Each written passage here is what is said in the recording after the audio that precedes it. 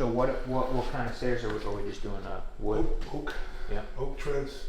Yeah. And we're gonna put a piece of quartz Yeah. that matches the countertops. See, it's all about the little details, you know, because that you're gonna feel that. That's my little signature move. Yeah.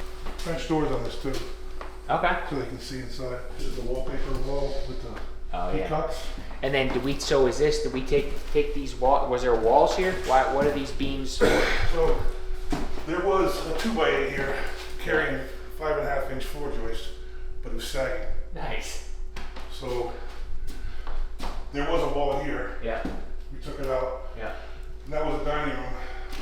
So we expanded the kitchen into the dining room. Yeah. Cabinets go in next week. Yeah. This is going to take a week because you have to match the staying in the house. Yeah. Then we're going to sand the whole first floor Yeah. and finish. Right. Yeah, I can ask him to install the door if you want. This way. The floor this way. Yeah. All right. Yeah. Like this. Thank you. We don't want hardwood over radiant heat, and then it's going to expand and contract at a different rate as the rest of the wood, and then obviously it's going to look. It's an entrance. Right, it's an entrance. So you do. So we switch this to tile. Looks like they picked out a tile here. A good installer is going to stagger everything. So when we walk in and we see all of our joints lined up within an inch or two, you know it's a bad install. And unfortunately, you'll actually, when you're looking for that, you'll see it more often than not.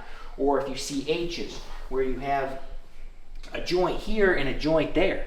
And obviously it's not here, I'm just showing an example. If there was another joint here, you never want to see that. These guys are using select grade A, and then the installer's really taking the time to lay out the floor. The other side is that stuff has to acclimate.